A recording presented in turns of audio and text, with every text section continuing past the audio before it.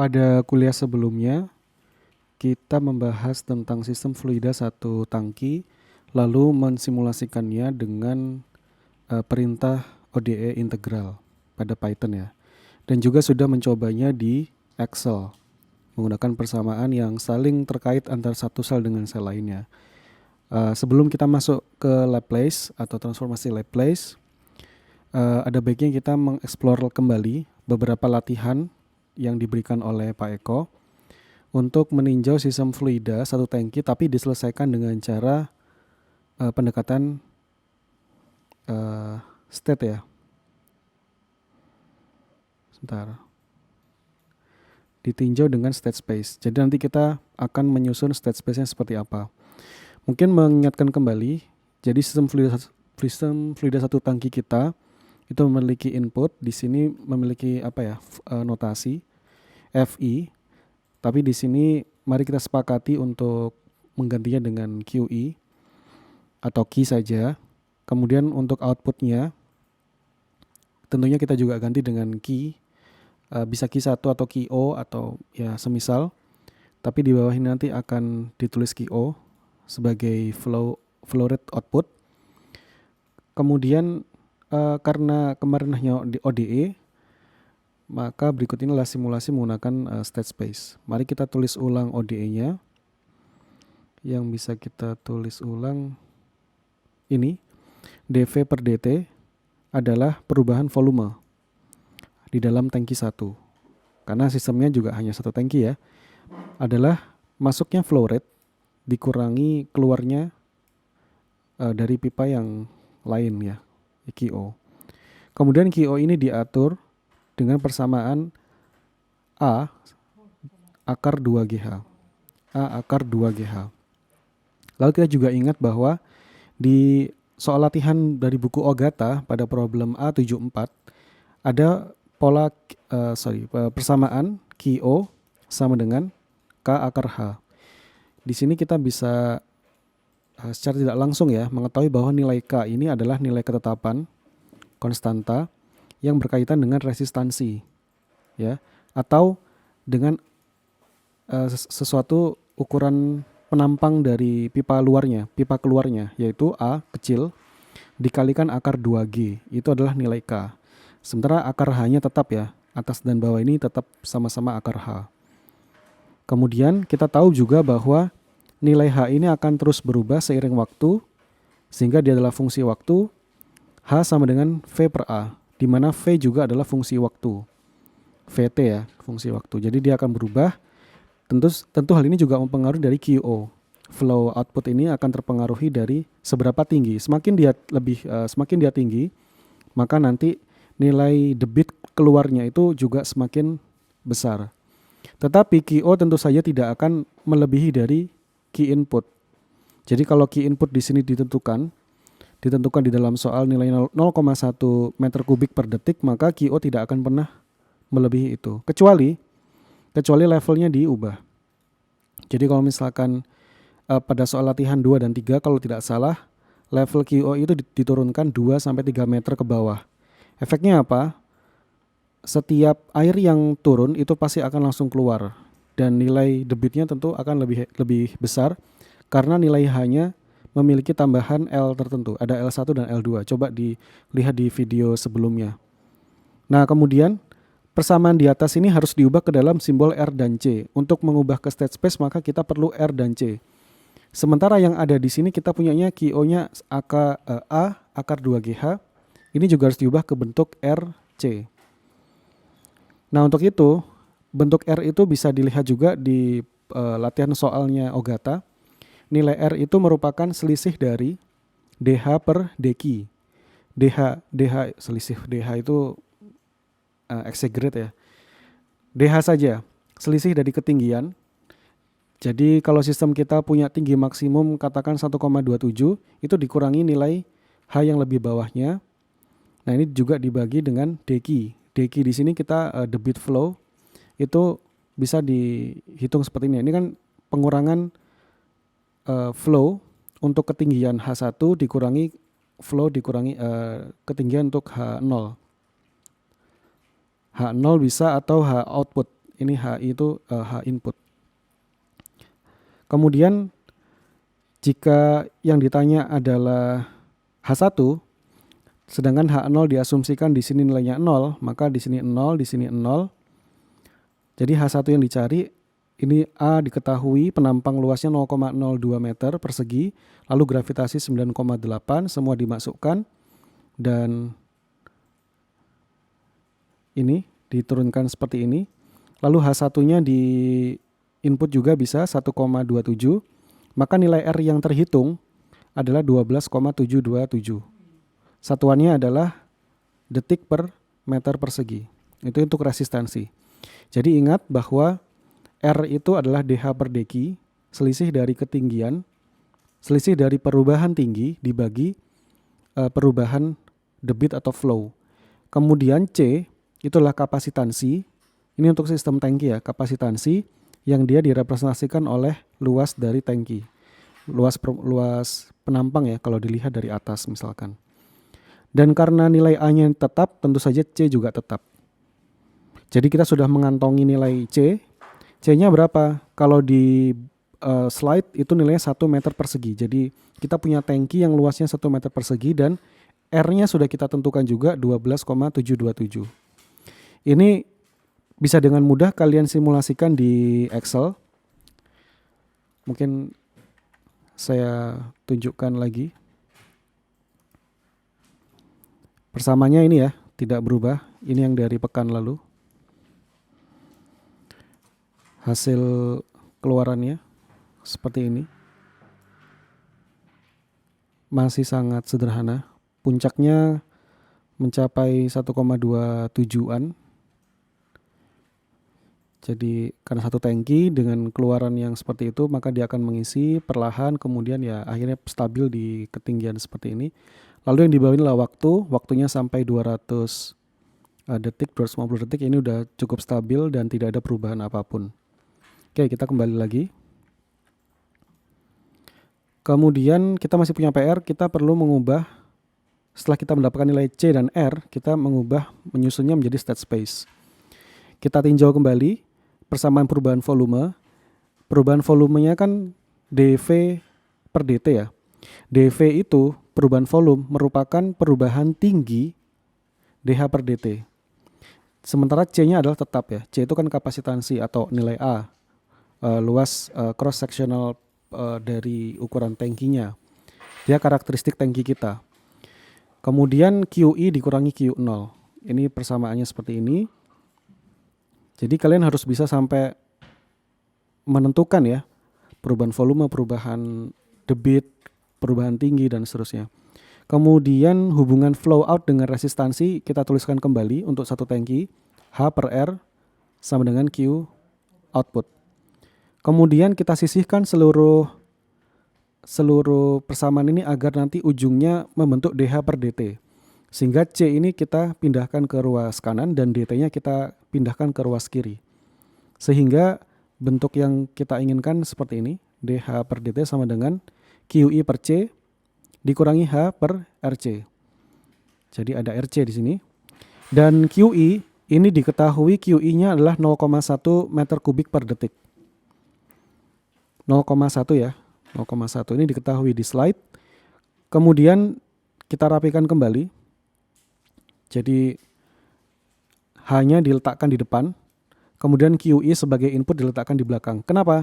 Kita ingat pola bentuk state space itu ada matriks A, B, C, D ya. AB itu nanti yang terkait state vector, kemudian CD itu terkait output. Kita tata ulang begitu. Perlahan-lahan aja kita transformasinya ini agar kelihatan setiap tahapnya itu tidak ada yang terlewat. Sehingga bentuknya dH per dt sama dengan minus H dibagi RC ditambah 0,1 per C. Dan dH per dt ini bisa ditulis ulang sebagai H dot. Ini adalah karakteristik dari state space, itu kita menggantikan turunan pertama dengan simbol yang memiliki dot. Sama dengan dan seterusnya. Ini kita sudah memasuki state space. Lalu kita harus menunjukkan permisalannya. Jika kita karena yang formal adalah state vector to X, kita punya X dot begitu. X itu kita sama dengan kan H Dan sehingga X dot itu adalah sama dengan H dot. Lalu kita bisa tulis ulang di sini, X dotnya adalah ini saja. State vektornya hanya kita punya satu ya, X dot. Tidak ada X1 dot maupun X2 dot. Mungkin seperti di soal, di video yang pertama kali saya buat terkait tugasnya dari Bu Nike, itu kita punya state vector bisa 2. X1 dot, X2 dot, lalu Y1-nya ada Y1 dot dan Y2 dot. Di sini kita hanya memiliki X dot saja. Karena memang yang aspek tingginya kan hanya dimiliki pada satu tangki, bukan 2 tangki. Nanti ketika kita latihan pada soal 2 tangki, itu akan muncul X1 dan X2. Berikutnya X dot ini ditulis ulang seperti ini. H digantikan dengan X begini, ditambah 0,1 per C. Ini wajib 0,1 karena tadi kan sudah ditentukan ya, bahwa Q input adalah 0,1 meter kubik per detik. Kemudian outputnya kita tentukan adalah Y sama dengan X sama dengan H. Jadi yang ingin kita ketahui adalah tentang grafik perubahan tinggi. Lalu bagaimana jika kalian ingin outputnya misalkan adalah volume? Nggak ada masalah, tinggal dikalikan C besar.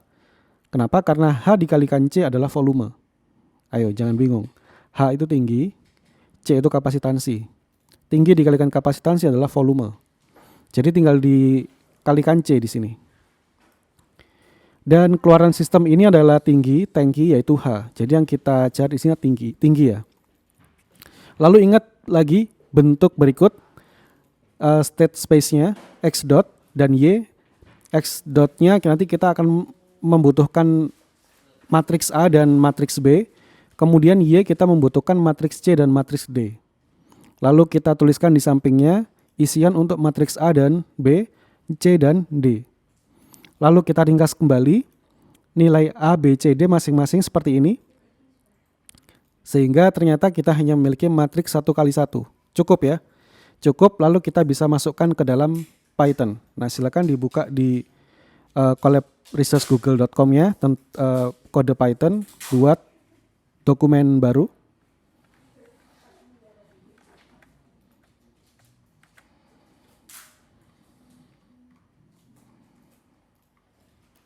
Di sini saya sudah punya visualisasi untuk kasus dinamika level pada satu tangki. Ini mirip ya, mirip. Cuma ini yang nggak perlu diralat karena ini saya crop saja dari bukunya Ogata.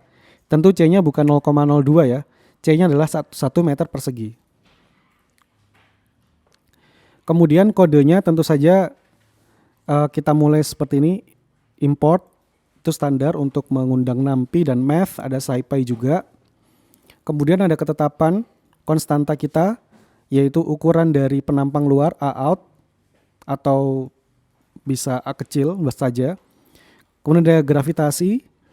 Kemudian di sini ada definisi head 1 dan head 2 untuk menentukan dH per dq. Karena nanti kita perlu menghitung resistansi yang itu merupakan dH per dq. Kemudian kapasitansinya kita tetapkan sama dengan 1.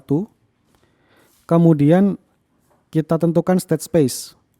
Maka tuliskan A, B, C, D. A-nya sama dengan apa, B-nya sama dengan apa, dan seterusnya. Itu sama persis dengan hasil yang sudah kita dapatkan dari penurunan ini tadi. Misalkan A itu kan minus 1 per RC. Kemudian B 0,1 per C.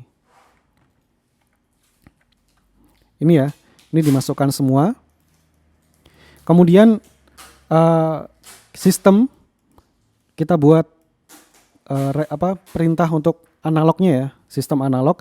Sistem sama dengan signal dot state space ABCD. Kemudian kita berikan inputan step T6 Y6 dan seterusnya itu, lalu kita plot PLT plot T6 Y6 dan hasilnya seperti ini. Tentu ini sama dengan hasil yang di Excel ya. Sama dengan hasil yang di Excel, jadi kalian bisa cek-cek kembali. Ini hanya saja bedanya pendekatan. Kita menyelesaikan kita menyelesaikan model tangki sistem tangki 1 dengan pendekatan state space. Kemudian kita mau beranjak ke kasus dinamika level pada 2 tangki yang saling terhubung. Jadi kita udah sistem fluida 1 tangki, kemudian di video sebelumnya saya sudah membuat latihan 2 untuk toren 2 lantai, latihan 3 2 tangki pipa bebas, lalu latihan 4 2 tangki berhubungan. Nah, ini yang akan kita kerjakan. Diketahui yang berbeda di sinilah A1 dan A2, yaitu C1 dan C2, yaitu kapasitansi dari tangki 1 dan tangki 2. Kapasitansi pada tangki 2 ini lebih kecil ya, 0,5 meter persegi. Kemudian QI-nya masih tetap 0,1 meter kubik per detik. Lalu di sini ada F1, di sini ada F2. F1 itu merupakan flow dari tekanan ketinggian H1 sehingga dia mengalir ke kanan, lalu dikurangi dengan aliran ketinggian dari H2 yang mengalir dari kanan ke kiri. Jadi F1 ini tidak murni dari kontribusi ketinggian H1 tetapi juga ada kontribusi pengurangan. Jadi ini F1 itu merupakan selisih ya. Jadi kalau misalkan kalian bayangkan ketinggian H1 sama dengan H2 maka tidak akan ada aliran F1.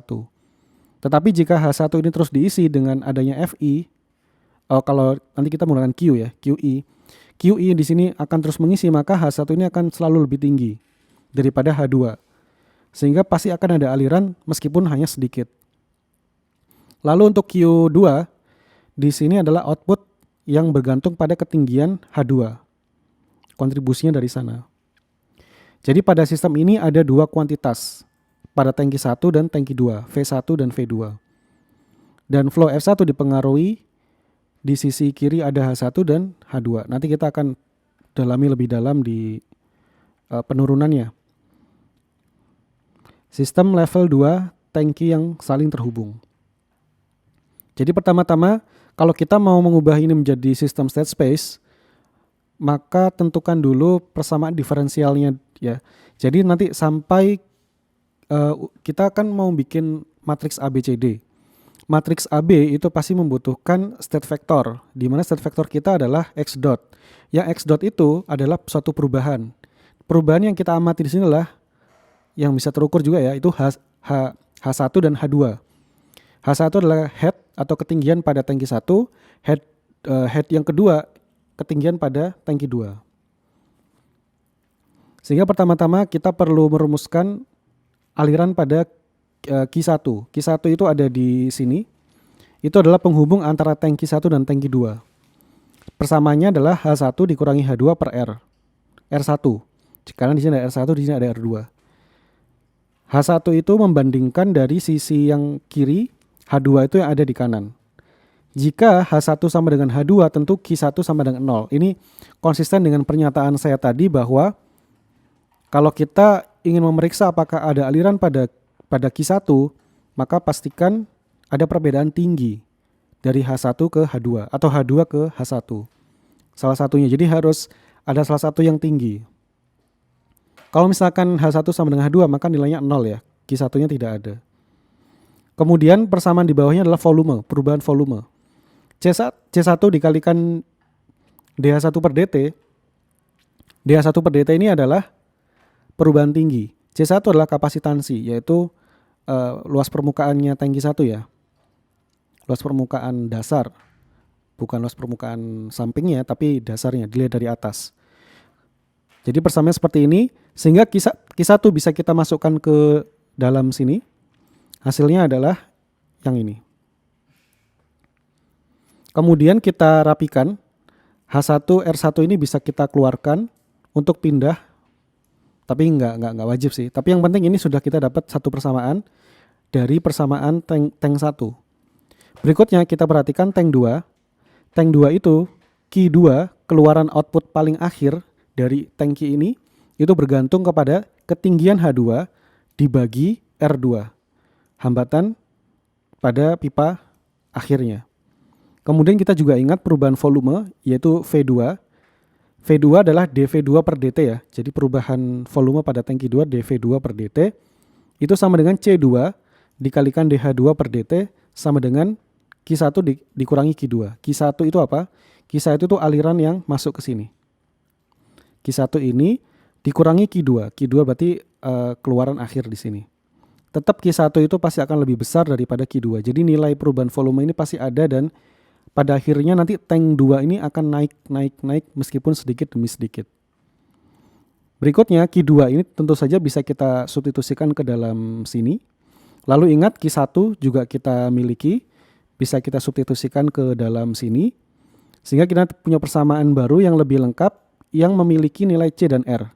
Bukan nilai ya, memiliki variabel. Jadi tujuannya itu kita menarik semua persamaan diferensial yang kita punya itu yang sehingga dia mengandung C dan R. Mungkin kalian juga familiar bahwa misalkan Q2 di sini memiliki persamaan lain yaitu A kecil dikalikan akar 2 GH2. Jadi debit keluaran di sini itu bergantung kepada ketinggian. Mungkin kalian terbayang dengan persamaan itu. Nah, persamaan itu hanya bisa digunakan untuk pemodelan pada Excel. Kalau kalian ingin menggunakan state space, maka harus menerjemahkannya ke dalam R dan C. Itu problemnya ya. Jadi skillnya adalah kalian mengubah bentuk akar 2GH itu. Jadi V atau debit sama dengan A, penampang kecil dari keran atau valve dikalikan akar 2GH. Oke, jadi kita sudah punya dua persamaan di sini. Ini persamaan kedua ini menggambarkan perubahan isi volume dari tangki 2. Lalu kita rangkum persamaan 1 dan 2 dengan warna merah di sini agar dia berbeda. Kita rangkum tapi kita pisahkan semuanya sehingga dia bersih menghasilkan DH1 per dt dan DH2 per dt. DH1 per dt itu kata lainnya adalah dot H1 dot. Kemudian DH2 per dt adalah H2 dot. Jadi kita sudah setengah jalan untuk merumuskan state vektornya. Tulis ulang persamaan 1 dan 2 untuk menyusun bentuk state space. Jadi kita di sini punya state variable, kita tetapkan bahwa X1 sama dengan H1, sehingga X1 dot adalah DH1 per dt, lalu X2 sama dengan H2, sehingga X2 dot adalah sama dengan DH2 per dt. Inilah state variable kita. Kita lanjutkan input variable. Input variable itu adalah ya kita ngisinya dengan air kan. Maka air itu adalah key. U sama dengan key. Apa yang masuk itulah yang key. Jadi saya mungkin mau kembali ke atas sedikit lagi. Di sini key ada macam-macam. Ada key, Q1 dan Q2. Kalau key itu aliran masuk ke tank 1, kalau Q1 aliran keluar tank 1 tapi juga masuk dari tank 2. Karena tank 2 juga menyumbang sedikit menahan. Jadi malah kayak harusnya Q1 itu murni keluar saja, tetapi malah ada dorongan atau tekanan dari tangki 2. Kalau dia punya ketinggian tertentu, maka dia akan mendesak dengan sejumlah fluida yang ada itu ke Q1. Makanya persamaan Q1 itu kita lihat di atas, H1 dikurangi H2 per R1. Jadi kontribusi H2 ini sangat penting untuk berapakah besar laju aliran Q1. Q2 adalah aliran keluar tank 2. Di mana Q2 adalah H2 per R2 tanpa ada kontribusi H1. Karena dia sudah mandiri ya, tidak bergantung. Dia bergantung pada ketinggian H2 saja. Kemudian definisi juga bisa dibaca sendiri. Kemudian output variabel yang kita cari di sini adalah ketinggian.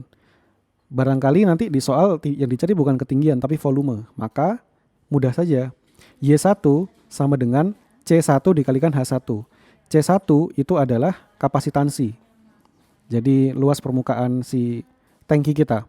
Y2 bisa juga dikalikan C2 dikalikan H2. Sehingga X2-nya harus dikalikan C2 misalkan. Tapi di sini saya nggak mencari volume, tapi mencari ketinggian. Karena yang kita kendalikan di sini adalah ketinggian. Sehingga kita bisa tulis ulang persamaan state equation, output equation-nya. State equation X1 dot X2 dot diisi seperti ini. Ini adalah matriks A. Lalu ini matriks B, matriks C, dan matriks D. Kita lihat matriks D tidak punya input. U itu kan mencirikan input, lalu matriks B di sini juga input. Jadi kita di sini sudah semakin dekat lagi, tinggal memasukkan ke dalam Python. Silakan dibuka Python-nya, bikin dokumen baru lagi.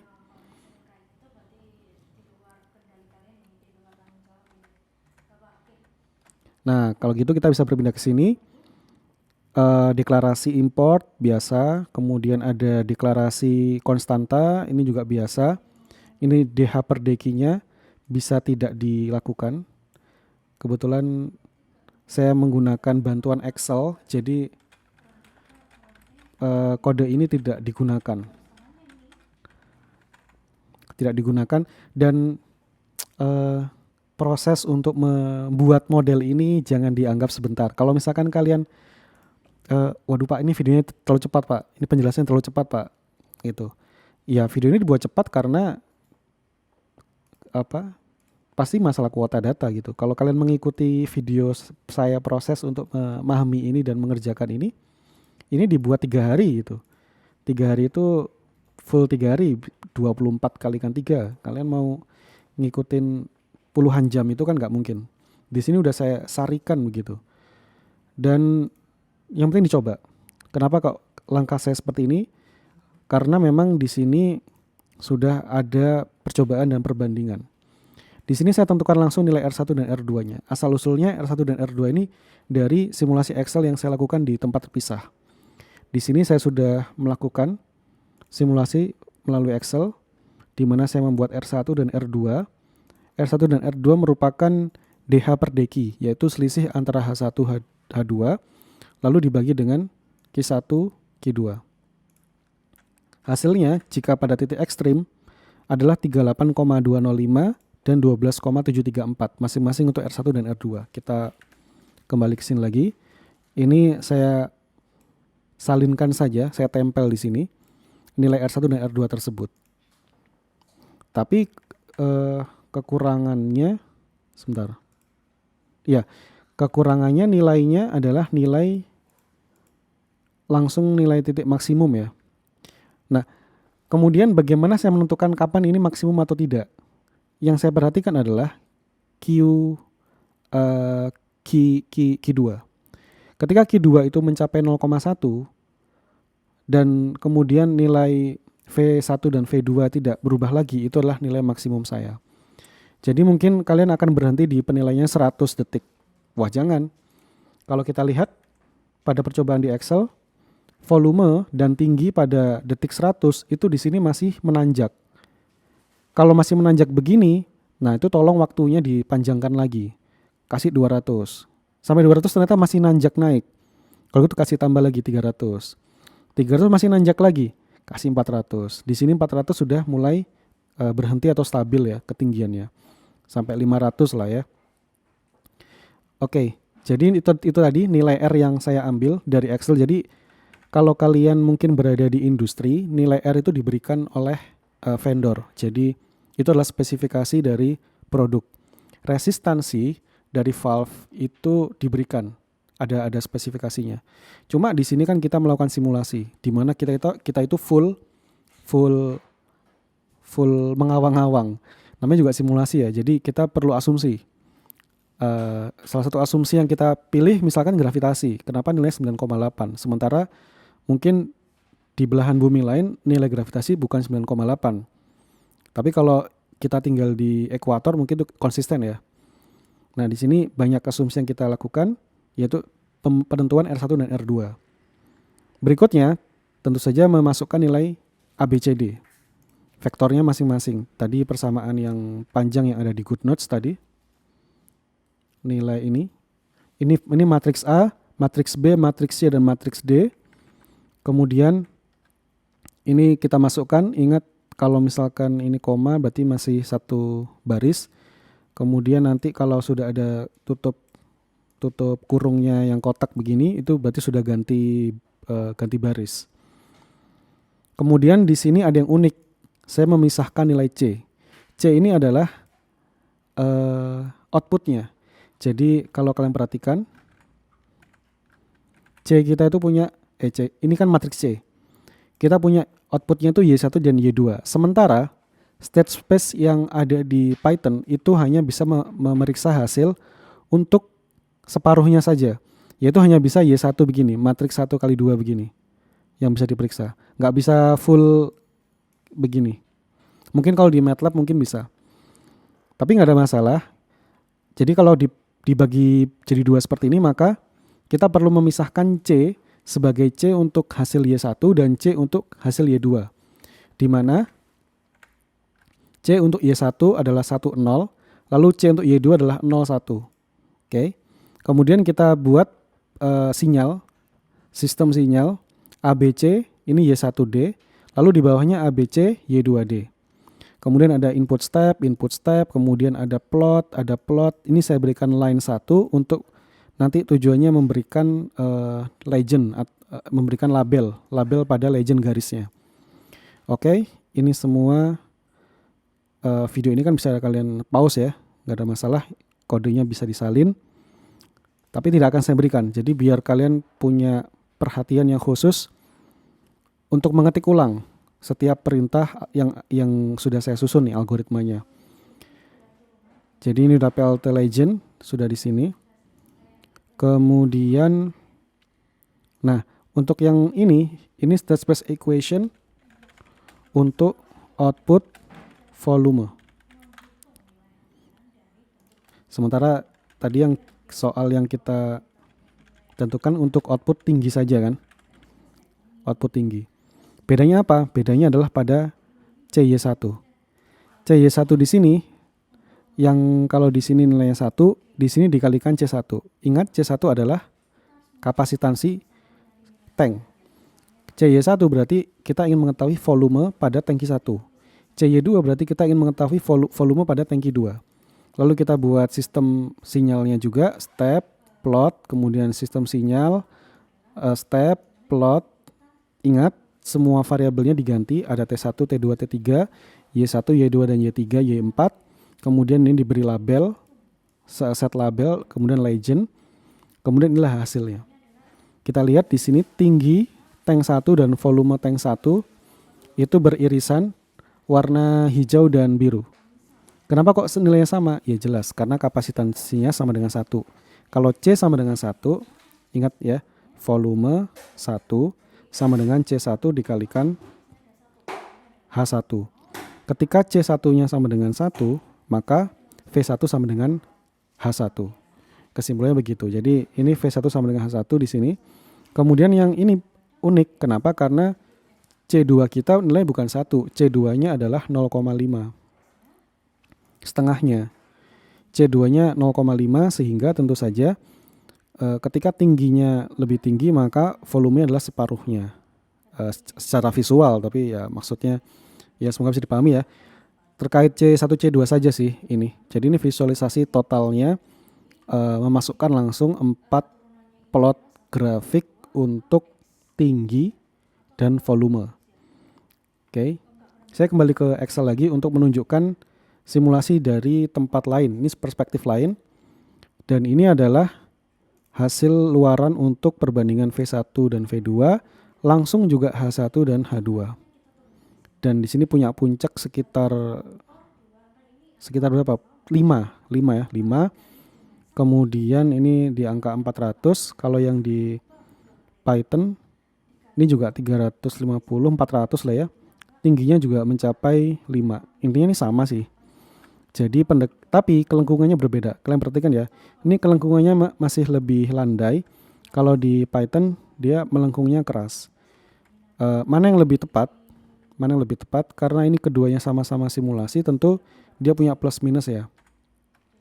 Kalau yang simulasi ini kita lihat R1 dan R2-nya dinamis. Kita tahu bahwa R itu adalah perubahan tinggi dibagi perubahan debit. Karena debit maupun tinggi ini adalah fungsi waktu, maka setiap saat dia nilai berubah. Kita lihat R1 nilai berubah. Nilai pertama R1 berapa? 1,597. Pada akhirnya di paling bawah ini sampai 38. Ya, sampai 38. Padahal awalnya 1,5. Berarti apa? Nilai R itu berubah. Oke. Nilai R itu berubah. Sementara kekurangan pada sistem state space yang saya lakukan di Python, R1 ini saya buat tetap tidak berubah secara waktu. Sehingga sebetulnya untuk sebetulnya bisa kok kita menggunakan Python ini untuk memplot grafik luaran volume dan tinggi secara benar. Tapi caranya harus dipecah-pecah. Contoh, kalau kita butuhnya adalah simulasi pada detik 250 ke 350, maka kita menggunakan R tertentu. Lalu kalau misalnya kita menggunakan 150 ke 250, kita menggunakan R tertentu. Jadi terus 0 ke 100 itu R-nya tertentu. Jadi ada R1, R2, R3, R4 berdasarkan waktu. Karena di sini memang nilai R-nya berubah-ubah. Jadi kalau misalkan R1 kita mau mewakilkan sampai berapa detik pertama, kita wakilkan dengan nilai misalkan 15. Kemudian nanti beberapa waktu berikutnya kita wakilkan R1 dengan nilai 26 misalkan. Kemudian sampai akhir 30 dan 38. Jadi sangat bervariasi ya R1 dan R2 ini. Kembali lagi di sini. Jadi mungkin saya juga mau menunjukkan ini. Kenapa sih? Oh ya, di Excel dulu. Mungkin ada banyak yang bisa kita explore. Misalkan ini kurva hubungan head dengan flow rate. Ini tadi saya bilang nilai R1 dan R2 ini kita plot begini. Oh, ini kayak perlu saya tambahkan legend dulu. Legend top. Ini Q1 dan Q2. Bukan sebetulnya. Inilah kurva R1 dan R2.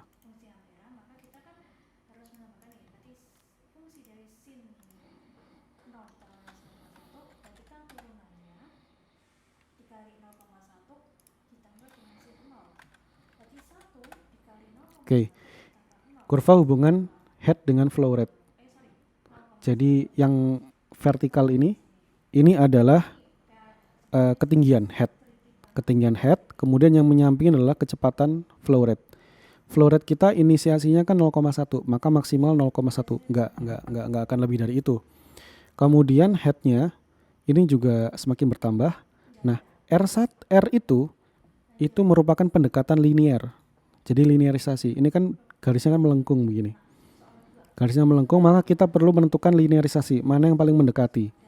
Jadi kalau persamaan garis linear, kalian ingat waktu TPB, M itu kan sama dengan X2 dikurangi X1, M sama dengan Y2 dikurangi Y1 dibagi X2 dikurangi X1. Maka kalau kalian lihat di buku, ini Ogata problem A74 halaman 356. Di sini ada gambar cara menghitung R, resistansi dari perubahan head, selisih perubahan head dengan perubahan flow rate. Jadi ini yang kita bandingkan, maka kita mendapatkan linearisasi untuk garis kemiringan yang ada di sini. Harusnya kan ini kan melengkung begini kan. Jadi pengamatan kalian pada flow rate ini akan memiliki R berbeda. Di sini juga R berbeda, nanti di atas juga R-nya berbeda. Tapi kalau misalkan ini udah naik ke atas terus, itu cenderung sama gradiennya. Sementara kalau yang di bawah sini nilai gradiennya berbeda-beda. Kita lihat lagi di Excel. Lihat ya, di bagian bawah sini gradiennya berbeda. Kemudian semakin naik, semakin naik, semakin naik. Nah, di sini semakin stabil. Maka ini ke atas terus, tidak akan ada perubahan lagi.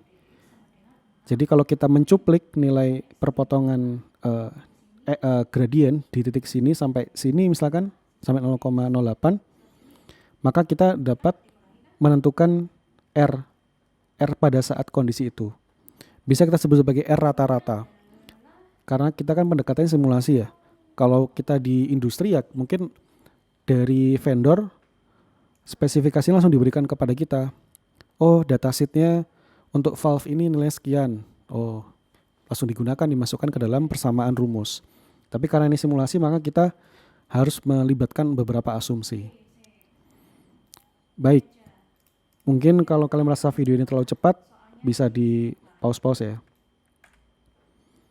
Tadi kita sudah mendapatkan grafik tinggi, grafik volume, kemudian di sini juga ada saya bandingkan antara debit Q1 dan Q2.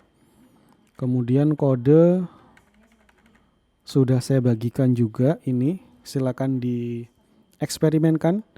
Hati-hati salah pemilihan titik, koma, kurung yang kaku, yang melengkung, itu semua nanti akan jadi pengalaman yang berharga. Pasti akan memunculkan error ya. Ini line 2, komanya hilang, error. Sama dengannya hilang, error. Terbalik, error. Ya, gak apa-apa. Pengalaman error itu yang harus dicoba-coba. Jadi saya sudah latihan 4 ya. Ini latihan 4. File yang fluida dan thermal. Nah, tentu saya belum memberikan contoh untuk yang thermal. pemodelan sistem thermal, tapi clue-nya hampir sama ya. Jadi intinya kalian harus munculkan identifikasi flow. Jadi harus membuat persamaan diferensialnya. Apa nih kuantitas yang kita kendalikan? Oh, kalor, Ki, Joule satuannya. Kemudian ada identifikasi flow. Mana yang masuk, mana yang keluar. Itu pastikan dulu. Apakah dia konduksi, apakah dia radiasi, apakah dia evaporasi. Itu ya. Ada T1 dan T2, perbedaan temperaturnya, suhu air dan suhu sekitar. Buat persamaan kuantitas. Nah, ini udah dikasih clue. Ini kalau persamaan lengkapnya begini, tapi kan kadang-kadang diabaikan. Tolong diabaikan konveksi, tolong diabaikan evaporasi, libatkan saja radiasi. Nanti tinggal dikurang-kurangi nih. Kemudian persamaan flow-nya ada QE sebagai step. Kenapa step? Karena ya kita memanaskan, misalkan ada kumparan di dalamnya begitu, di dalam air. Kemudian ada persamaan QR. QR ini adalah radiasi. Nilai radiasi. Jadi kalau misalkan kalian punya sumber air panas atau fluida panas, misalkan zat cairnya itu bahan bakar minyak gitu, crude oil sedang dididihkan untuk diproduksi menjadi aftur, menjadi bensin, menjadi pertamax dan seterusnya. Ini kan akan memiliki perbedaan temperatur. Yang pertama temperatur cairan T1 dan T2 inilah temperatur lingkungan atau eksternalnya. Sehingga akan terjadi radiasi di mana ada koefisien A dan U. Ini yang nanti akan diberikan di dalam soal. Kalau tidak diberikan, maka kalian harus mengasumsikan konduktivitas. Konduktivitas ini harus apa? Harus dilihat di tabel. Konduktivitas air dan udara itu apa? Berapa? Lalu kalau misalkan zatnya bukan air, zat cair yang lain, misalkan minyak, ya silakan dicek di tabel. Kalau crude oil temperatur sekian, maka konduktivitasnya berapa? Kadang-kadang konduktivitas ini juga fungsi waktu ya.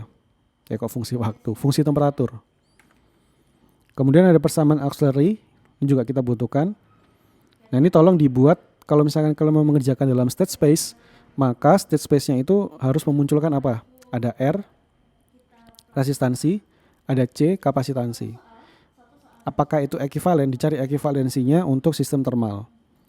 Dan nanti harus ada yang ada dot-dotnya itu loh. Jadi state vector yang kalian tentukan itu apa?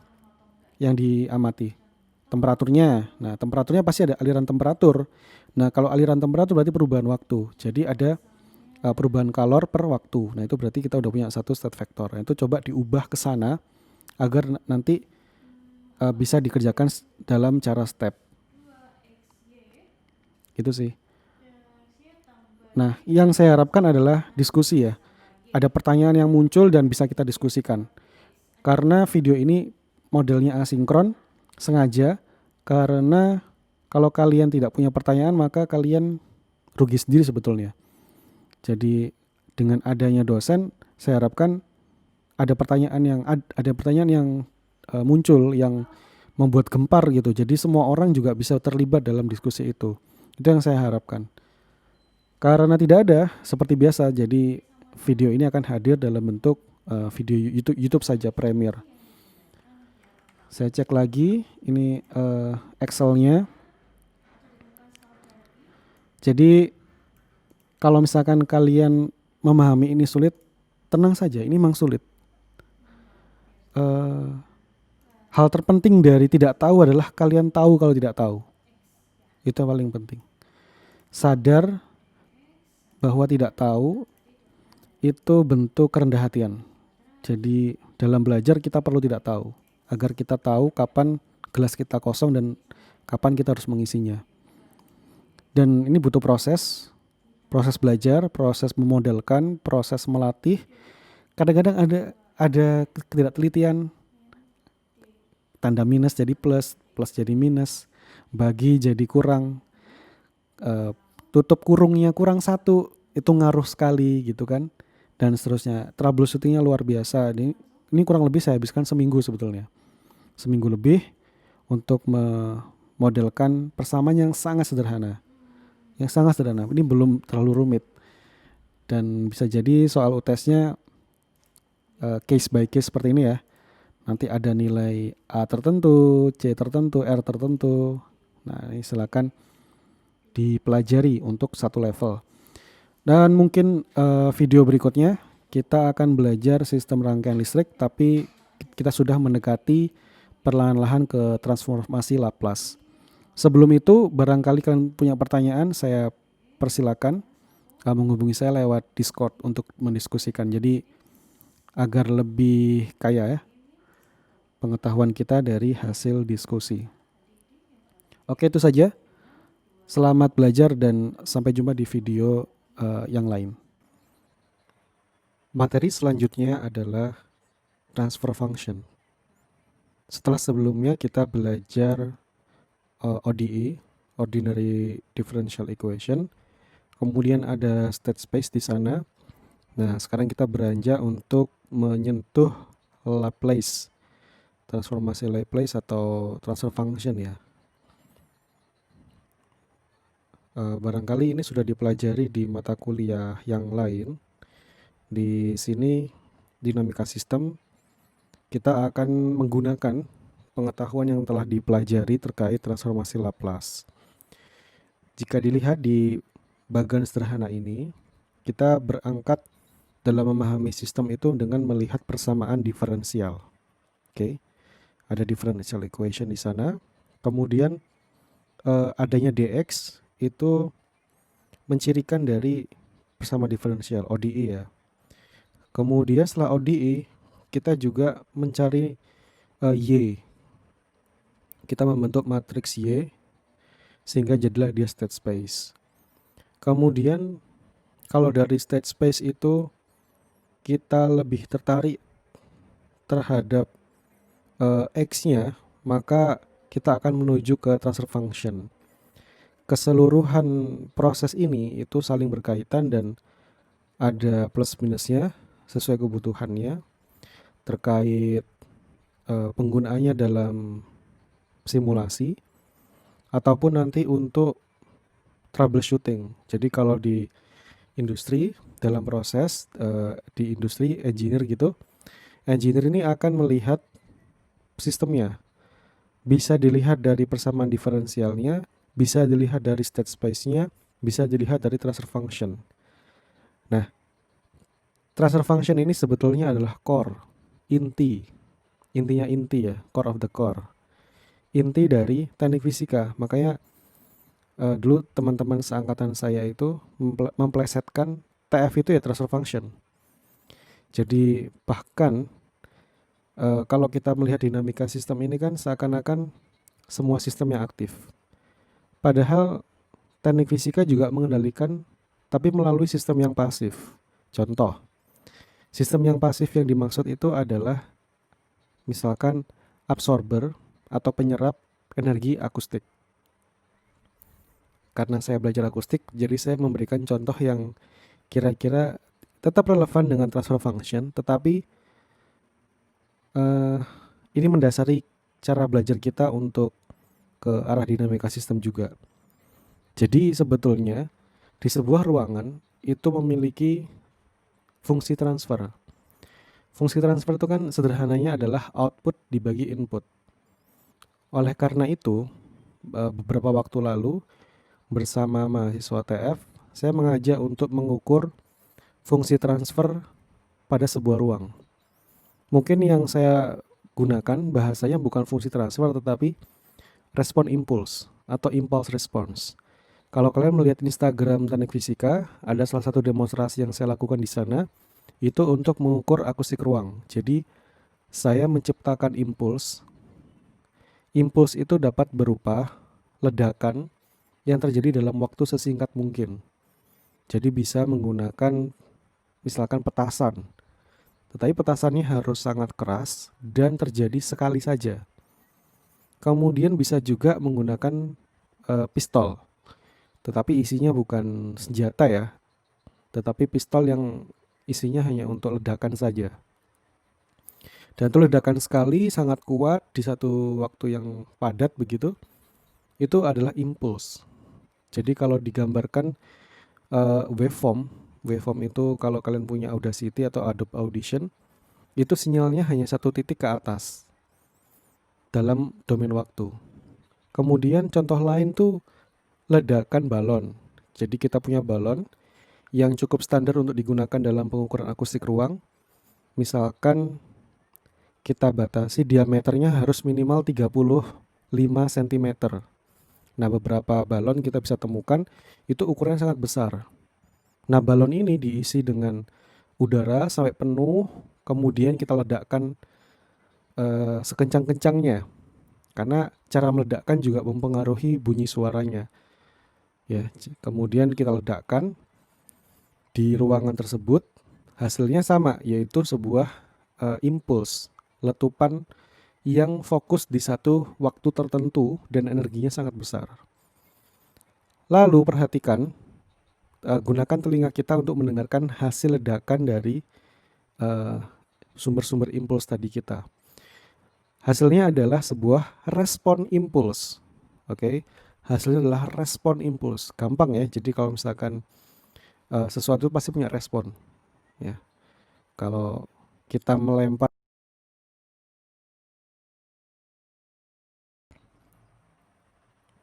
baik. Sepertinya rekamannya agak bermasalah. Jadi saya perlu ulangi lagi. Di slide ini, kalian melihat sebuah proses konsep ya, konseptual dari persamaan diferensial menjadi fungsi transfer. Kita lihat di sana ada time domain, lalu ada frekuensi domain. Ciri dari time domain ini adalah adanya fungsi terhadap waktu yaitu T. Sementara frekuensi domain itu simbolnya adalah S. Di mana frekuensi domain itu ya karena ngomong frekuensi isinya adalah hertz ya frekuensi, tetapi jangan dibayangkan hertz di sini terbatas pada audio sonic yaitu 20 hertz sampai 20.000. Tentu saja tidak. Dalam kebutuhan industri, frekuensi yang dimaksud itu sangat lebih lebar daripada itu. Nah, untuk mengubah time domain menjadi frekuensi domain, kita memerlukan Laplace. Ini sebuah teknik untuk mengkonversi xt menjadi xs, ht menjadi hs, dan yt menjadi ys. Xt ini cirinya adalah input. Ya, jadi kalau kita bicara xs, xt itu berarti input. Input dari time domain maupun input frekuensi domain. Kemudian HT ini adalah proses. Ya, proses. Bisa dibilang kalau kita tidak mengenal isinya apa, kita menyebutnya sebagai black box. Sebuah kotak misteri. Kotak proses yang misteri. Kenapa misteri? Biasanya karena kita belum tahu modelnya seperti apa. Jadi dari HT, proses dari time domain, kita bisa ubah juga menjadi domain frekuensi, HS. Kemudian untuk YT sebagai output, itu merupakan konvolusi dari HT, konvolusi XT. Itu bisa juga diubah menjadi frekuensi domain, tapi jarang sekali. Biasanya output itu dapatnya adalah frekuensi domain lalu di inverse Laplace untuk menjadi time domain. Nah, proses ini itu tadi saya mencoba bercerita. Kalau misalnya kita punya satu ledakan, impuls, contohnya balon, kita ledakkan di ruangan, kemudian kita rekam dan hasil rekamannya kita analisis menggunakan misalkan Adobe Audition atau Audacity. Kita lihat pada ledakan tersebut yang terjadi kurang dari beberapa milidetik, itu ternyata konten frekuensinya sangat tinggi di seluruh frekuensi. Jadi energinya itu rata untuk di seluruh frekuensi. Jadi proses kita melihat saat time domain waktu, ledakan itu terjadi sangat sempit waktunya. Tas gitu. Itu puncaknya itu tinggi dan lebarnya sangat sempit. Kemudian kalau kita lihat di frekuensi domain, maka hasilnya adalah sesuatu yang lebar. Wideband. Frekuensinya lebar. Dia energinya itu mengisi di seluruh frekuensi. Nah, itulah ciri impuls. Ya. Saya dulu belajar impuls ini di pengolahan sinyal, tapi tak ada masalah, di dinamika sistem kita sudah menyebut impuls dan respon impuls. Nah, HT dan HS di sini adalah ruangan. Kalau kita ngomong akustik, ruangan. Jadi ruang itu kan black box. Bagaimana agar black box itu tidak menjadi black box selamanya? Maka ruangan ini harus diberi berikan impuls, energi yang besar yang terjadi sangat cepat, kurang dari 1 detik. Kita berikan impuls, maka kita rekam respon impulsnya. Nah, itulah YT atau YS. Dan biasanya hasil rekaman itu kan bisa dalam time domain ya, hasil rekamannya. Mungkin saya juga udah pernah cerita di PPTF tentang reverberation time, kemudian peluruhan energi terhadap waktu, ada T60, T30. Itulah yang kita hitung dari YT. Kita juga bisa menghitung dari konten frekuensinya. Ya, kita pecah-pecah. Ternyata nilai T30 itu tidak tunggal, tetapi nilai T30 itu bisa wideband untuk misalkan T30 untuk 100 Hz itu berbeda untuk T30-nya 200 Hz, beda T30-nya untuk 1000 Hz dan seterusnya.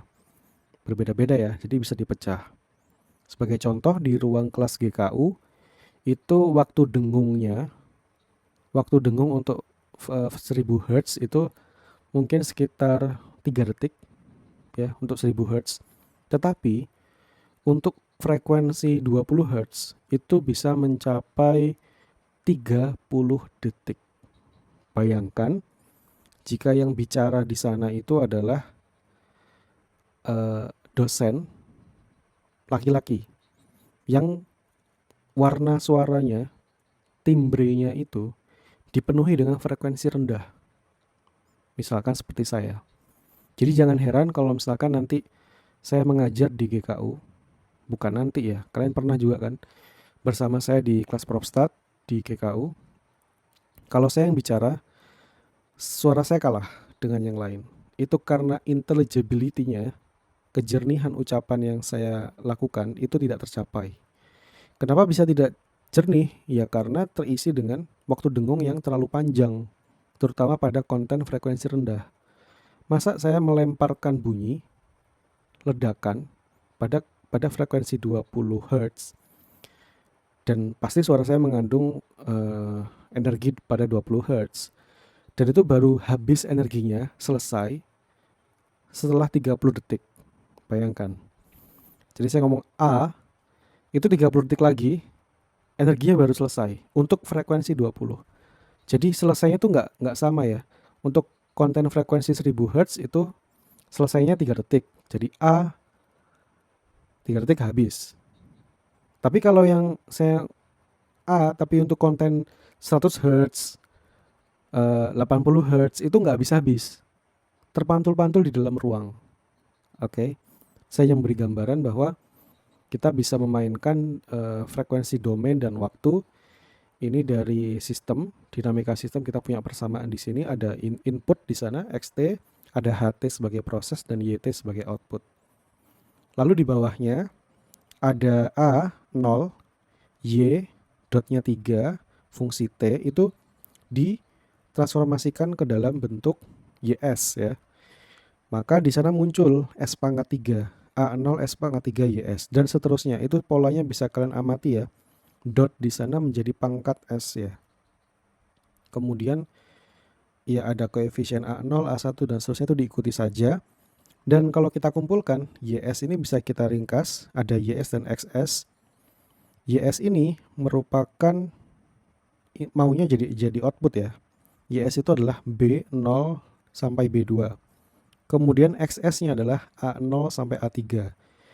Lalu kalau kita ringkas dalam bentuk sistem, kita bentuk dalam TF alias transfer function, yaitu HS ya. Fungsi transfer kita adalah YS per XS, output dibagi input. Maka ya bentuk persamanya seperti itu. Ini kita sudah punya contoh persamaan yang telah dilakukan teknik Laplace. Berikutnya, ini ada contoh untuk rangkaian listrik RLC, di mana dia punya persamaan V1, itu kan fungsi waktu ya, karena kadang-kadang generasi listriknya kan bisa berubah-ubah. Kemudian LC, dV2 per dt kuadrat, ditambah L per R, dV2 per dt, ditambah V2. Nah ini masing-masing bisa dikonversi ke dalam domain frekuensi sehingga fungsi T-nya menjadi S. Contoh V1S. Kemudian di sini ada D kuadrat V2, itu menjadi S kuadrat V2S. Kemudian L per R, di sini diferensialnya order 1, maka pengubahannya menjadi S V2. Kemudian V2-nya tetap menjadi V2S. Nah, tinggal kita tentukan pada fungsi transfer ini siapakah output, siapakah input. Nah, kalau kalian lihat di slide atau video sebelum ini yang pembahasannya tentang listrik, itu outputnya adalah V2. Jadi ada label di sana di sebelah kanan, itu V2 ke ground. Kemudian inputnya adalah label V1 mengenai generator, kemudian sampai ke ground. Jadi V2 per V1 ya. Maka fungsi transfer yang kita inginkan adalah V2 per V1. Sehingga tugas kalian adalah memisahkan seluruh V2 dan memisahkan seluruh V1 sehingga nanti bisa diubah ke dalam bentuk pembagian, dalam bentuk rasio. Oke, ada pembilang dan penyebut. Dan persamaannya itulah fungsi transfer dari contoh RLC. 1 per LCS kuadrat ditambah L per R dikalikan S plus 1. Jadi ini sudah dapat fungsi transfer untuk contoh rangkaian listrik RLC yang kemarin itu merupakan low pass filter ya. Low pass filter, jadi filter yang meloloskan frekuensi rendah. Nah, frekuensi rendahnya berapa? Itu analisis berikutnya. Karena kita nanti akan cari tahu frekuensinya di mana nih yang diloloskan, mana yang tidak diloloskan. Area filternya di mana. Kemudian, kita juga bisa memandang contoh pada sistem LTI yang memiliki single input dan single output state space. Persamaan sederhananya kan seperti ini ya, Z1 dan Z2 dengan dot 1 masing-masing di sana adalah state vector. Kemudian ada matriks A, matriks B, matriks C, dan matriks D. Kenapa disebut single input? Karena kita lihat di output Y, di sana hanya ada D1 V1. Jadi inputnya hanya satu, yaitu V1. Kemudian single output, ya karena yang dicari hanya Y, meskipun state vectornya mengandung dua informasi yaitu Z1 dan Z2. Tapi ini adalah single input dan single output. Lalu nanti kalian juga akan menjumpai multi input dan multi output. Tetapi sebetulnya sudah kalian lakukan dalam contoh latihan soal bagi yang mengerjakan sih. Kalau yang nggak mengerjakan ya rugi sendiri. Yang multi input multi output itu yang mana? Kemarin level sistem level pada tangki, misalkan di buku Ogata itu ada yang pancurannya, saya istilah pancuran, key inputan flow itu bisa dua. Satu mengucur ke tangki satu mengucur ke tangki 2. Berarti kita sudah punya dua input, sudah multi input. Kemudian bisa multi output, bagaimana caranya? Ya dua tangki ini misalkan dibuat saling berhubungan dan akhirnya masing-masing memiliki output. Memang ada output yang output transisi, tapi ada juga output yang betul-betul output. Kemudian tentu saja syaratnya adalah LTI ya, linear dan time invariant. Seperti yang sudah tadi dijelaskan. Kemudian ini adalah salah satu bentuk gambaran cara mengubah state space menjadi fungsi transfer. Tentunya kalau kita dihadapkan dengan state space, itu akan bertemu X dot dan Y. X dot itu mengandung matriks A dan B, lalu persamaan matriks output itu isinya adalah matriks C dan D. Maka pertama-tama kita bisa mengkonversi bentuk X dot itu menjadi SXS karena turunan pertama ya. Kemudian AX itu menjadi AXS. Kemudian plus BU adalah menjadi plus BUS. Kemudian ikuti saja alurnya seperti di bawah. Lalu sampailah kalian harus ke dalam bentuk SI identitas dikurangi A dikalikan XS. Nah ini bentuk SI minus A itu akan muncul berkali-kali dalam latihan soal ataupun soal ujian. Kemudian untuk memindahkan SI minus A ke ruas kanan, itu harus dilakukan operasi inverse. Operasi inverse ini juga akan sering digunakan, jadi jangan lupa bagaimana cara menginverskan sebuah matriks. Itu harus kalian kuasai tulis tangan.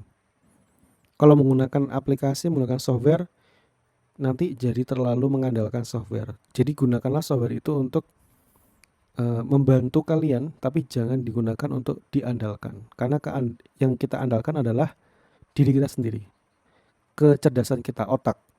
Kalau kalian kelamaan mengandalkan alat, nanti alat itu yang akan mengatur kita. Makanya kalau apokalips di dunia robot gitu, pada takut dengan kiamat robot, pada takut dengan kecerdasan buatan, yaitu karena perilaku manusia sendiri yang terlalu mengandalkan algoritma, mengandalkan robot.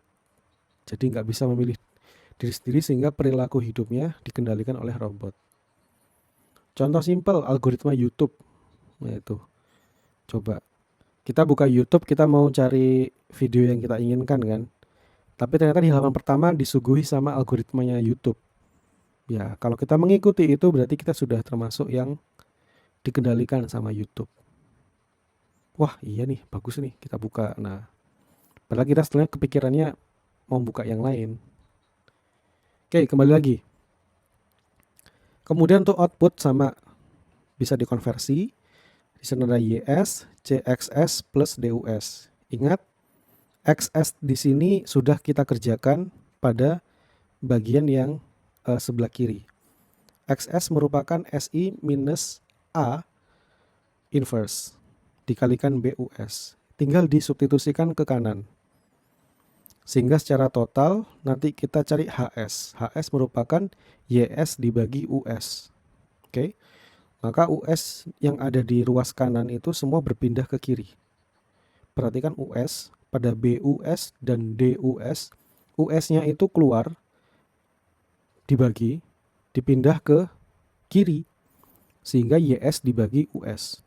Maka fungsi transfer dari state space ini adalah C dikalikan SI minus A inverse dikalikan B ditambah D. Oke, simple ya. Tetapi tidak simple ketika A-nya itu matriks 4x4. Kalau itu terjadi, wah silakan nanti. Saya ada soal contohnya untuk memproses ke sana. Kemudian, ini contoh ya. Kalau misalkan dikasih soal gini, gimana caranya mendapatkan HS-nya? Ya ikuti aja tadi. Kan ini kan yang state space menjadi transfer function. Kalau gitu saya mau ke GoodNotes dulu. Saya mau memperkenalkan state transition matrix. State transition matrix ini simbolnya V, T. Dan ada di buku ini, ada di Ogata. Tentukan VT dan V inverse T. VT sendiri adalah state transition matrix dan V inverse T adalah inverse of state transition matrix. Di sini diberikan contoh dulu.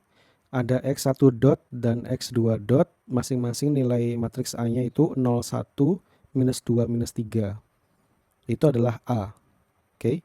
Kemudian jika kita ingin mendapatkan state transition matrix, maka kita harus membentuknya menjadi eksponensial pangkat A, T. Yang dengan kata lain itu merupakan transformasi Laplace untuk SI minus A inverse. Nah, ini cara mendapatkan kok tiba-tiba ujuk-ujuk loh. Ini Pak kok tiba-tiba di sini. Ya, silakan baca di buku ya, ada di buku soalnya. Jadi saya cuma mengambil yang saya perlukan saja. Sekali lagi kalau saya menjelaskan semuanya nggak akan kelar. Bahkan penulis bukunya saja itu menyusun buku ini lebih dari 6 bulan. Kok saya diminta menjelaskan ini dalam waktu kurang dari 6 bulan, yaitu 4 bulan saja, kan nggak mungkin. Silakan baca sendiri di bukunya. Maka langkah pertama kita harus mengecek bentuk SI minus A.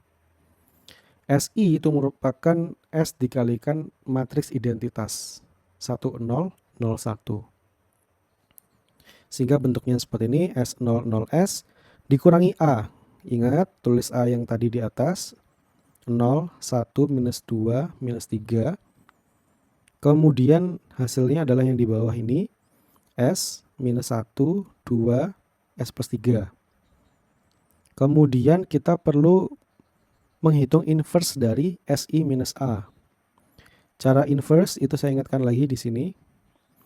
Ini cara operasi inverse. Kalau misalkan kita punya persamaan A, bukan, kita punya matriks A, B, C, D, maka inverse-nya adalah 1 per AD minus BC, lalu dikalikan matriks, ini ada switch, DA-nya di switch, AD, DA, kemudian BC-nya dikasih minus, dikalikan minus ya, dikalikan minus. Jadi D minus B minus CA. Urutannya seperti itu operasi inverse yang menurut saya sudah saya sederhanakan dengan baik.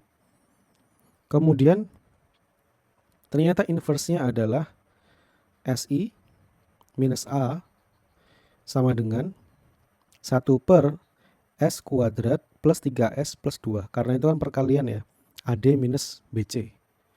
Dikalikan, nah ini ada pertukaran posisi begitu.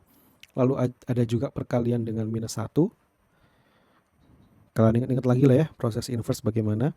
Kemudian S kuadrat plus 3S plus 2 itu bisa kita urai menjadi S plus 1 dikalikan S plus 2. Nah, kemudian kita tulis kembali secara rapi, kita totalkan gitu ya, kita tulis seluruhnya. Sehingga inverse dari SI minus A adalah sebagai berikut. Seperti yang tampak di layar kalian. Lompat sendiri. Seperti yang tampak di layar kalian. Kemudian bentuk S plus 3 per S plus 1 dikalikan S plus 2 ini perlu dipecah. Ya. Ini semua perlu diurai, perlu dipecah. Sehingga pembaginya ini jangan perkalian antar 2S. Kita pisahkan semuanya. Bagaimana caranya? Pertama-tama di sini ada kode D, artinya memang itu nilai D dari sebuah posisi. Saya ingin memecah S plus 3 dibagi S plus 1 dikalikan S plus 2. Ini sama dengan A dalam kurung S plus 1 ditambah B dikalikan S plus 2. Sebentar, ini asal usulnya dari mana kok tiba-tiba kayak gini? Jadi gini, kalau misalkan mungkin saya mencontohkannya gini ya, di tempat lain yang masih kosong. Biasanya kan gini, kalau kita punya 1 per A ditambah 1 per B, cara menjumlahkannya itu kan disamakan dulu penyebutnya. AB artinya perkalian. Sehingga AB di sini pada 1 per A, apa yang tidak dipunya dari 1 per A untuk menciptakan AB? Yaitu B ya, jadi nggak adanya B.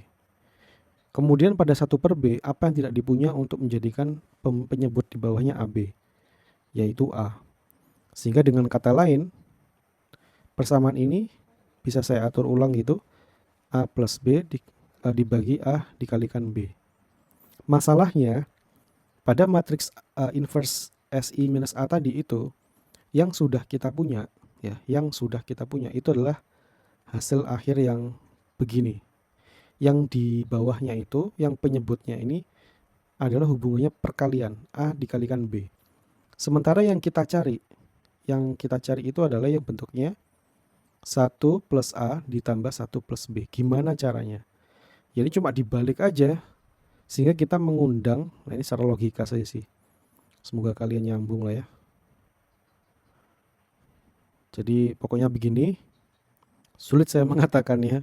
A dalam kurung S plus 1. Jadi kalau S plus 1-nya dihilangkan, nanti harapannya dia menyisakan dirinya sendiri yang utuh begitu. Jadi saya memperkenalkan koefisien atau variabel A dan B. Sehingga di sini kita punya S plus 3 yang nilainya S itu ini kan bisa diatur ulang ya. Jadi AS kemudian AS, ada A, ada BS, ada 2B. Itu adalah sama dengan S plus 3.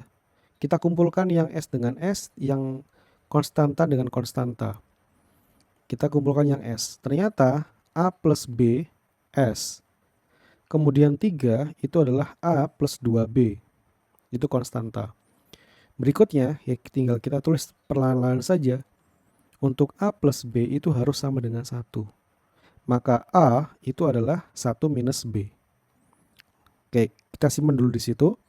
Karena A sama dengan 1 minus B, maka A kita masukkan ke sini. Yaitu apa? 3 sama dengan A plus 2B. Sehingga 3 sama dengan 1 minus B plus 2B. 2 sama dengan B. Karena 2 sama dengan B, maka bisa kita masukkan ke dalam sini. A sama dengan minus 1. Dapatlah kita A dan B. Lalu kita masukkan kembali ke dalam sini. Kita masukkan ke dalam sini dan sini. Sehingga di sini minus 1 dalam kurung itu plus 2 dalam kurung dibagi itu. Oke. Lalu akhirnya bisa kita pecah nih sekarang. Ini bisa dibagi habis. Misalkan ini dibagi habis. Oke. Ini dibagi habis. Hasilnya adalah bentuk yang terpisah. Yaitu 2 dibagi S plus 1 dikurangi 1 per S plus 2. Saya tidak akan menjelaskan semua. Saya kasih contoh berikutnya adalah yang A. Yang A itu adalah yang ini. Yang S. Jadi kita punya persamaan S. S sama dengan A plus BS ditambah A plus 2B. Kita tahu A plus B-nya harus sama dengan 1. Maka A sama dengan minus B plus 1. Kita cukupkan di situ. Kemudian 0 sama dengan minus B plus 1. Jadi ini di sini disubstitusikan ke sini. Minus B plus 1 ditambah 2B. Ini semua kalau kita hitung, maka B sama dengan minus 1. Karena B sama dengan minus 1, kita masukkan ke dalam sini, maka A sama dengan 2. Kita dapat A dan B masing-masing, lalu kita masukkan ke dalam sini. S dibagi S plus 1 dikali S plus 2, kita masukkan di sini. Di sini bisa dibagi habis ya. S plus 2 dengan S plus 2. Kemudian S plus 1 dibagi dengan S plus 1. Maka bisa dipecah dengan baik. Minus 1 per S plus 1 dan plus 2 dibagi S plus 2. Tolong itu dilakukan untuk semua bagian pada anggota matriks A. SI minus A inverse. Dilakukan itu semua. Sehingga kita akan membentuk persamaan yang baru. Persamaan yang baru tersebut adalah persamaan ini. Jadi ini sudah dipisah. Sudah dipisah ya operasinya. Karena sudah terpisah, silakan kalian lihat tabel untuk mengubah ini menjadi bentuk eksponensial. Jadi S ini punya solusi. Solusinya dalam domain waktu adalah eksponensial. Karena kita diminta untuk mencari matriks transisi state, maka di sini misalkan ada 2S plus 1, jadinya 2E minus T. Kemudian minus 1 dibagi S plus 2, jadinya minus E, pangkatnya minus 2T. Kalau kalian perhatikan itu sangat mudah ya. Jadi angka 2 ini mencirikan bagian depannya. Minus 1 itu minus 1. Kemudian E pangkat. Nah, S di sini kan S plus 1. Berarti kan S-nya sama dengan minus 1. Karena S minus 1, maka di sini minus T. Kemudian di sini S plus 2. Berarti kan S sama dengan minus 2. Jadi di sininya minus 2T. Dan seterusnya ya. Diikuti saja pola tersebut. Kemudian ini operasinya juga dilihat aja di buku. Kenapa begitu? Kemudian lalu kita juga ditanya tentang inverse dari matriks transisi kita. Caranya ternyata mudah. Cukup diberikan inputan minus T. Maka itu sudah merupakan matriks inverse dari matriks transisi state kita. Jadi hasilnya ya cuma minusnya jadi hilang. Jadi positif semua. Ini jadi positif semua, hilang minusnya yang dari bagian yang atas sebelumnya. Oke. Ini adalah penjelasan terkait bagaimana mengkonversinya ya. Sekarang kita kembali ke slide lagi. Sepertinya masih latihan soal tadi ya. Oke. Saya hanya memeriksa apakah ini terekam dengan baik. Jadi ini adalah bagian akhir Ada dua contoh sih, nanti contohnya ada lagi ini. Tapi ini kita dari state space dulu. State space ke fungsi transfer. Sudah saya catat di GoodNotes. Begini. Ada Z1 dot dan Z2 dot dan Y, kemudian kita diminta untuk mengubahnya menjadi fungsi transfer YS per US. Maka kalau ada seperti ini kita bermain dengan matriks A. Oke, kita bermain dengan matriks A. Nah, nggak enaknya karena ini LC-nya masih LC. Sebaiknya LC-nya sudah diubah menjadi angka. Jadi kita mohon kalau bisa ditentukan nilai R, LC-nya berapa gitu. Kalau enggak ya enggak apa-apa, masih bisa dikerjakan. Pertama kita periksa S minus I dikurangi A. Berarti kita punya matriks S begini. Yang itu dikurangi dengan matriks A-nya. Matriks A-nya adalah 0, 0, minus 1 LC, minus 1 CR. Gini, dikurangi. Maka hasilnya adalah S dikurangi 0, S, 0 dikurangi 0, 0. Kasih jarak 0. Kemudian 0 dikurangi 1 per LC, jadi positif 1 per LC. Kemudian S dikurangi 1 per CR, jadi S plus 1 per CR. Itu baru SI dikurangi A. Lalu kita cek inverse-nya. Oke.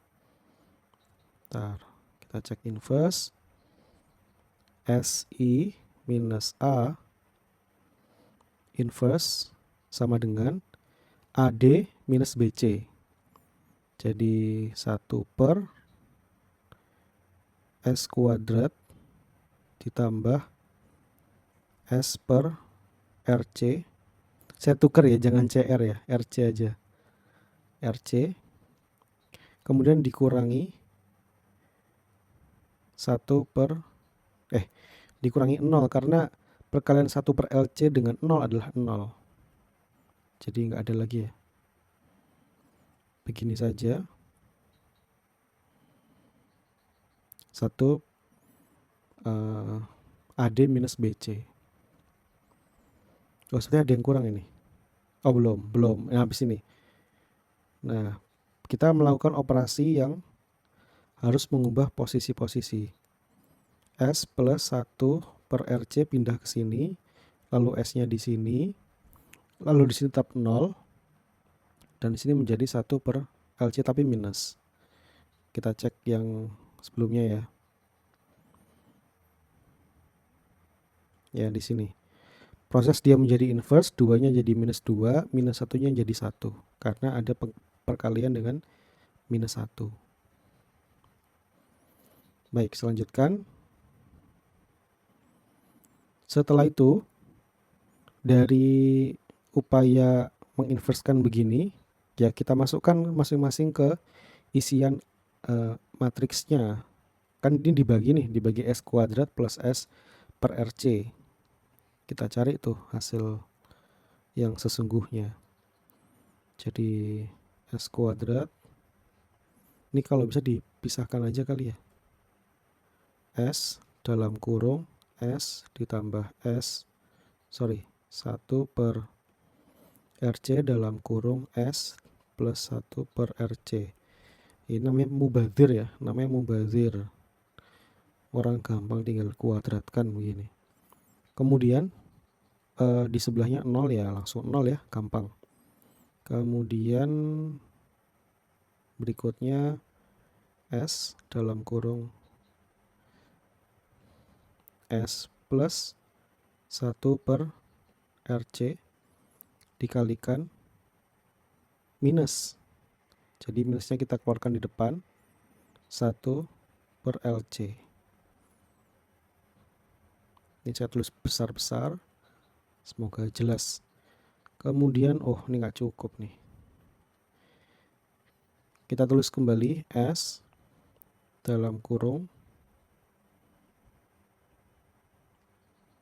1 S plus 1 per RC dalam kurung dikalikan S, tinggal kuadrat di depannya.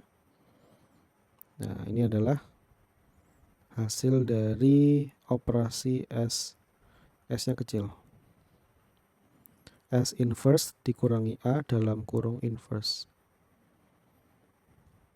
Oke. Silakan kalau yang punya pertanyaan dicatat dulu. Lalu nanti di akhir pertemuan silakan disampaikan di Discord untuk saya cari jawabannya kalau saya tahu. Kalau saya nggak tahu ya nggak apa-apa ya, nggak ada masalah harusnya. Kemudian ini pasti ada yang harus dipisah-pisahkan ya, agar nanti bisa kita, perlu nggak tapi C? Nggak perlu sih, karena sejauh ini kita belum perlu untuk mencapai ke sana, jadi bisa langsung dikalikan dengan matriks C. Pertama-tama kita mau melakukan operasi C dikalikan hasil kita yang baru ini. Matriks C dikalikan dengan S inverse dikurangi A adalah sama dengan 0, 1, gini. Ya kan? Atau nggak usah tulis lah ya. Panjang nanti ngetik ulangnya. Kan tuh C-nya 1, 0. Berarti kan 1, 0. Tinggal dibayangkan 1, 0 dikalikan ini. Gimana? Misalkan ada 1, ada 0. 1 itu dikalikan dengan ini. 0-nya dikalikan ini. Kemudian masih 1, 0. 1 dikalikan ini. 0 dikalikan ini. Hasilnya ada lalu dijumlah. Atau tulis saja. Saya khawatir sama kalian.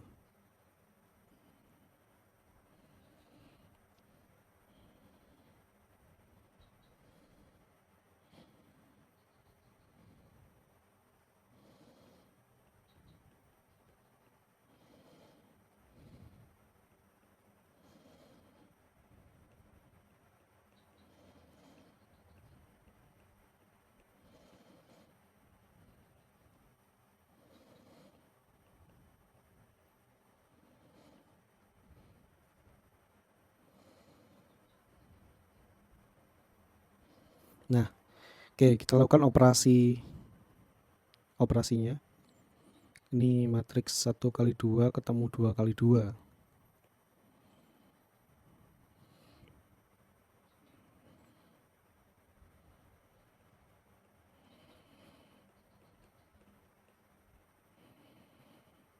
Kemudian ini dikalikan ini, hasilnya adalah 0. Ini adalah hasil dari C SI minus A inverse. Belum selesai karena harus dikalikan dengan B lalu ditambah dengan D. Kita tahu matriks D sangat gampang. D adalah sama dengan matriks 0. Kemudian nilai B-nya itu adalah 0 dan 1 per LC. Oke, kita kalikan ya. Cukup nggak nih? Di sini aja lah ya. C dikalikan SI minus A inverse dikalikan B sama dengan, saya tulis di bawahnya, S plus 1 RC kuadrat, lalu sebelahnya 0 dikalikan B, 0, 1 per LC.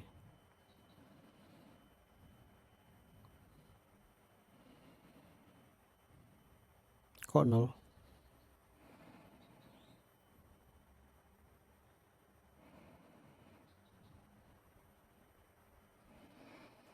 Oh, ini troubleshooting nih, troubleshooting.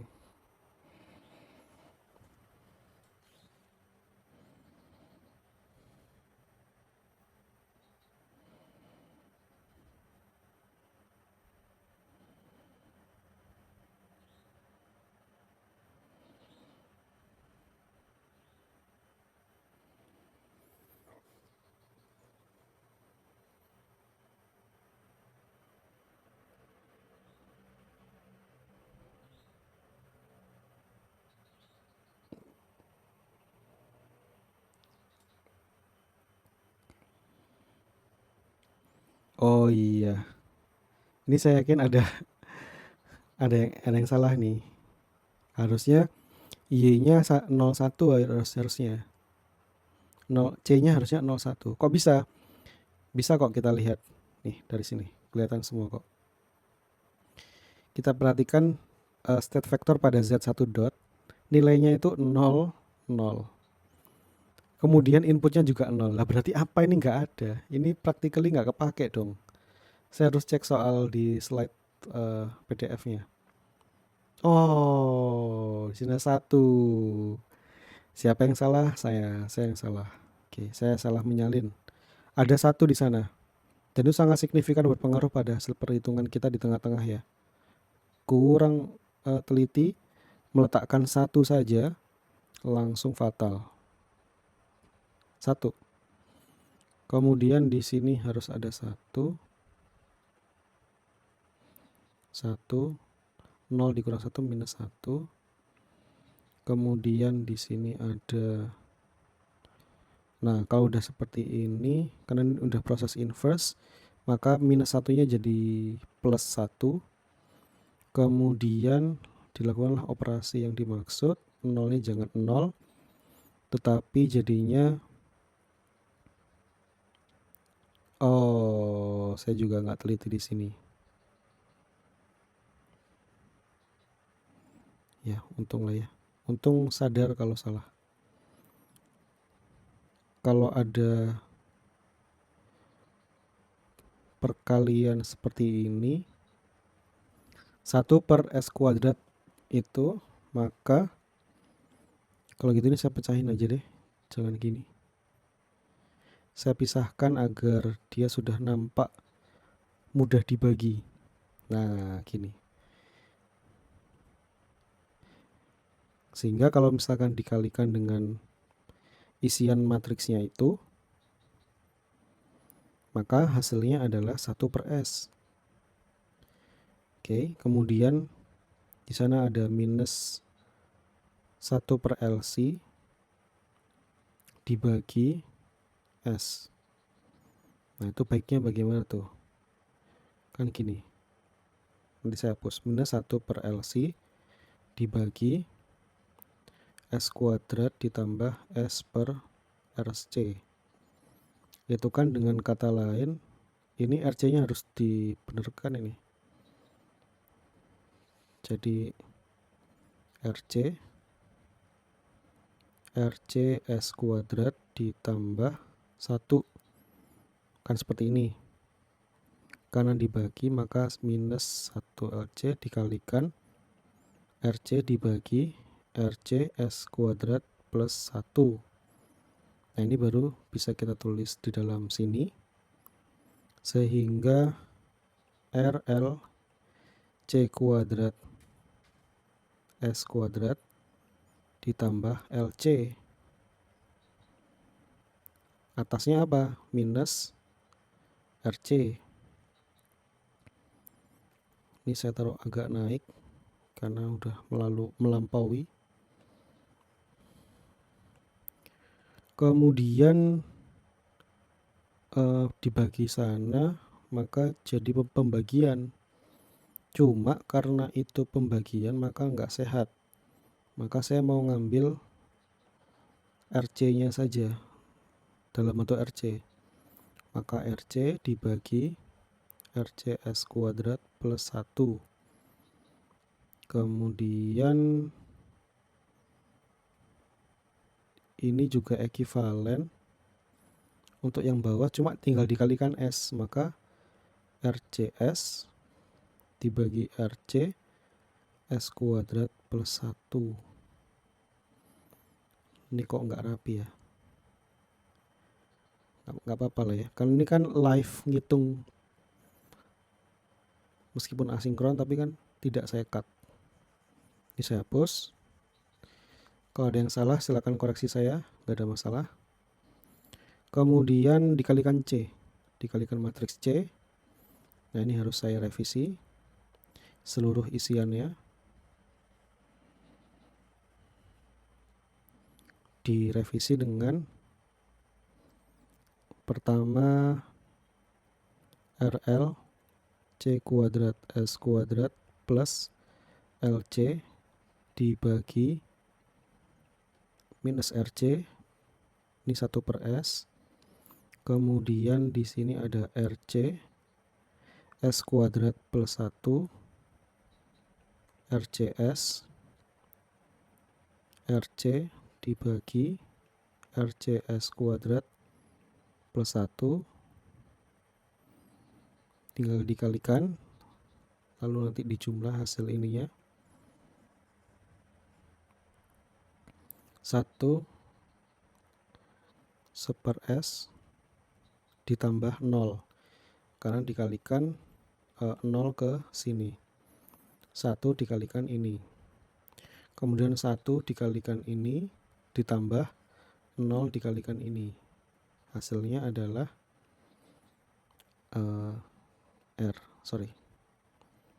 R CS kuadrat plus 1 RC ditambah 0. Gini ya, nolnya perlu saya tulis untuk menegaskan bahwa memang ada nilainya. Kemudian untuk Y dikalikan B, matriks B. Nah ini membongkar seluruhnya nih.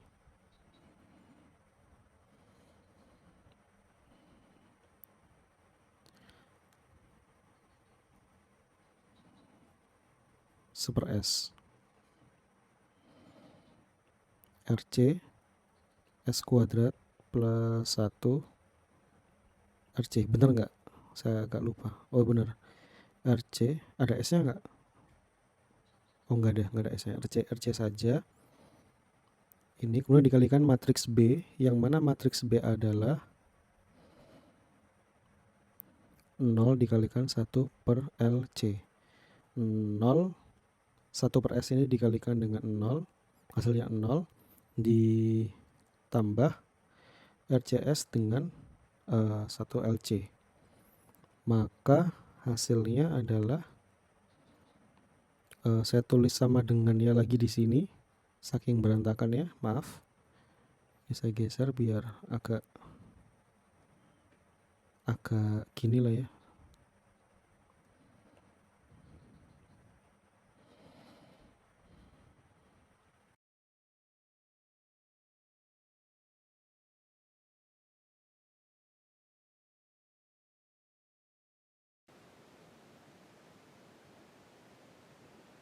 Kita tulis LC dikalikan RCS kuadrat plus 1 itu adalah penyebutnya, lalu di atasnya adalah RC. Di sini ada yang bisa dibagi, ada, yaitu C ya. C bisa kita bagi habis, kemudian mari kita tulis ulang lagi di bawahnya. Ini maaf ya, berantakan, nggak cukup. Namanya juga live ini, perhitungan langsung. Jadi penyebut bawahnya menjadi RLC S kuadrat plus L, kemudian pembilangnya adalah R.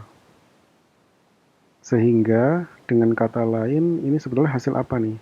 CSI minus A inverse dikalikan B, itu kan kalau kita sebut HS kan lengkapnya harus ada plus D. Sementara itu matriks D, kalau Anda periksa, nilai matriks D itu adalah 0, jadi tidak bisa dituliskan ya, tidak usah dituliskan, sehingga hasil akhir yang kita punya ini malah sudah mencerminkan fungsi transfer yang kita cari sejak awal. Jadi ini adalah HS, fungsi transfer tersebut, yang merupakan hubungan antara output per input YS per US. Di sana YS sebagai output, kita melihat ada R, resistor, karena ini rangkaian listrik. Kemudian ini saya cek soalnya bersama ya, masih benar, takutnya nanti salah lagi. YS per US begitu. Nah US-nya itu adalah kombinasi dari RLC S kuadrat plus L. Ini bisa diubah kembali ke dalam domain waktu. Jadi kalau misalkan Anda menggunakan ini berarti di domain frekuensi HS ini.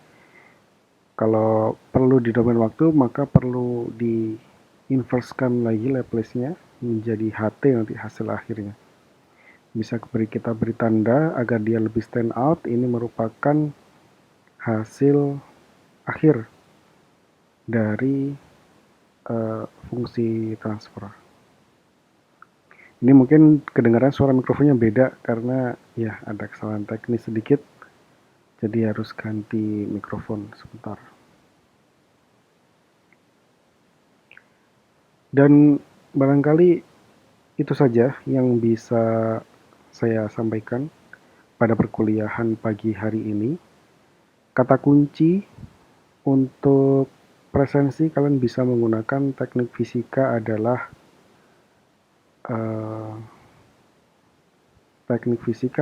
transfer function. TF adalah transfer function karena core of the core kita tadi saya sudah memberikan pengantar bahwa TF ini ya isinya seperti itu, fungsi transfer atau transfer function yang itu menjelaskan output dibagi input, ya, sebuah fenomena dari dinamika sistem. Dan saya kira bisa saya cukupkan. Mohon maaf atas segala kekurangan. Semoga kalian masih penuh semangat untuk belajar di kondisi seperti ini. Semoga yang sudah punya kuota data bisa memanfaatkan dengan baik kuotanya. Dan bagi yang belum, semoga bisa segera diurus agar bisa mendapatkan bantuan.